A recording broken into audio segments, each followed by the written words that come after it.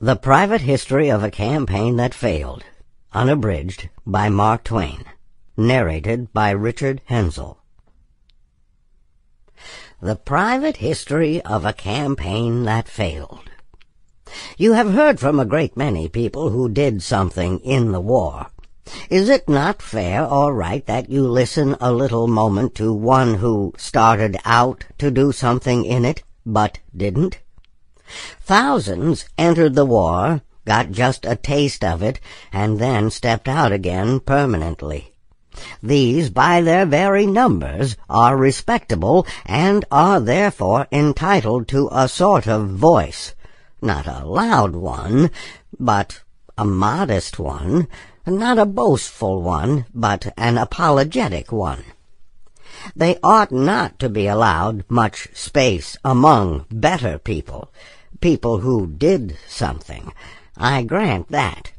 But they ought at least to be allowed to state why they didn't do anything, and also to explain the process by which they didn't do anything.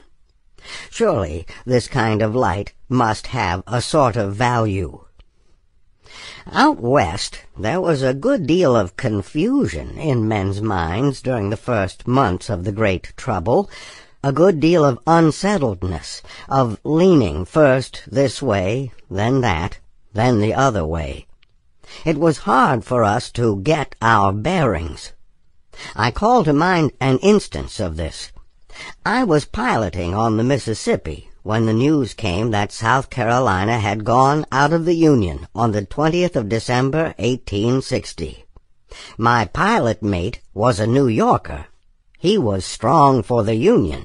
So was I. But he would not listen to me with any patience. My loyalty was smirched to his eye because my father had owned slaves. I said, in palliation of this dark fact, that I had heard my father say, some years before he died, that slavery was a great wrong, and that he would free the solitary Negro he then owned if he could think it right to give away the property of the family when he was so straitened in means. My mate retorted that a mere impulse was nothing. Anybody could pretend to a good impulse, and went on decrying my unionism and libeling my ancestry.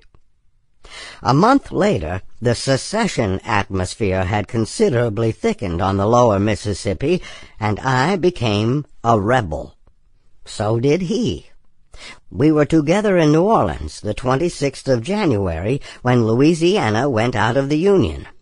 He did his full share of the rebel shouting, but was bitterly opposed to letting me do mine.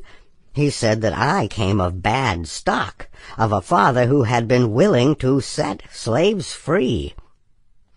In the following summer he was piloting a Federal gunboat and shouting for the Union again, and I was in the Confederate Army.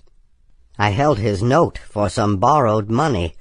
He was one of the most upright men I ever knew, but he repudiated that note without hesitation because I was a rebel and the son of a man who owned slaves. In that summer of 1861, the first wash of the wave of war broke upon the shores of Missouri. Our state was invaded by the Union forces. They took possession of St. Louis, Jefferson Barracks, and some other points. The governor, Claib Jackson, issued his proclamation calling out 50,000 militia to repel the invader. I was visiting in the small town where my boyhood had been spent, Hannibal, Marion County. Several of us got together in a secret place by night and formed ourselves into a military company.